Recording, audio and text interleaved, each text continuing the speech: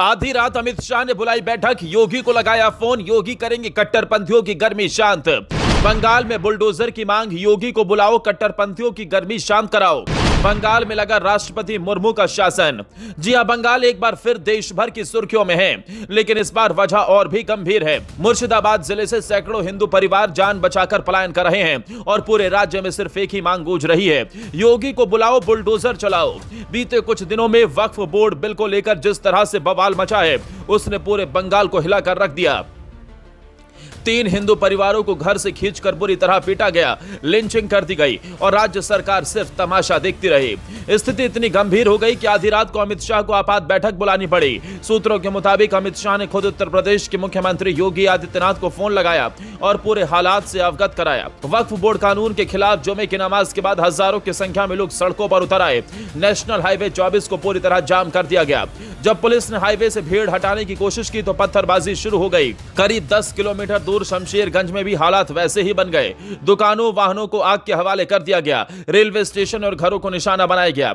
हजारों की भीड़ ने पुलिस पर हमला किया। कई पुलिसकर्मी घायल हुए और सबसे खतरनाक बात यह कि इस हिंसा में हिंदू परिवारों को टारगेट किया गया। 3 हिंदू युवकों को घर से निकालकर बेरहमी से मारा गया। इन घटनाओं ने पूरे देश को झकझोर दिया है। और अब सबसे बड़ा सवाल, ममता बनर्जी की सरकार चुप क्यों है? जब ममता बनर्जी से इस बारे में पूछा गया तो उन्होंने कहा, वक्फ बोर्ड बिल हम लेकर नहीं आए और हम इसे लागू भी नहीं करेंगे। लेकिन क्या सिर्फ इतना कह देने से जिम्मेदारी खत्म हो जाती है? राज्य में आग लगी है और मुख्यमंत्री हाथ पर हाथ धरे बैठी हैं। क्या ममता सरकार राजनीतिक फायदे के लिए इस आग को सुलगने दे रही है? इन घटनाओं के बाद योगी आदित्यनाथ का बयान आया और बयान भी ऐसा जिसने बंगाल की राजनीति में भूचाल ला दिया। योगी ने कहा, अगर यही घटना उत्तर प्रदेश में हुई होती तो गुनहगारों के पोस्टर चौराहों पर लग चुके होते और बुलडोजर उनके घरों पर चला होता। यही वजह है कि बंगाल के हिंदू अब खुलकर कह रहे हैं, योगी को बुलाओ, बुलडोजर चलाओ। लोगों को लगता है कि अगर बंगाल में भी कोई योगी जैसा मुख्यमंत्री आ जाए तो हालात बदल सकते हैं। कोलकाता हाईकोर्ट ने भी इस मामले में कड़ा रुख अपनाया। बीएसएफ की 8 कंपनियां बंगाल भेजी जा चुकी हैं। राज्यपाल सीवी आनंद बोस ने पूरी रिपोर्ट केंद्र को भेज दी है। अब अटकलें तेज हैं कि बंगाल में राष्ट्रपति शासन लगाया जा सकता है। बीजेपी नेता शाहनवाज हुसैन ने कहा कि विपक्षी पार्टियां तृणमूल कांग्रेस, समाजवादी पार्टी और मुस्लिम पर्सनल लॉ बोर्ड मिलकर मुस्लिम समुदाय को गुमराह कर रहे हैं। उनका दावा है कि ये एक साजिश के तहत किया गया है ताकि देश में माहौल खराब किया जा सके। योगी आदित्यनाथ ने 2 टूक कहा है, बटोगे तो कटोगे। अगर कानून सबके लिए बराबर नहीं होगा तो देश में न्याय की बात करना बेईमानी है और बंगाल में जो हुआ वो इस बयान का सबसे बड़ा प्रमाण है।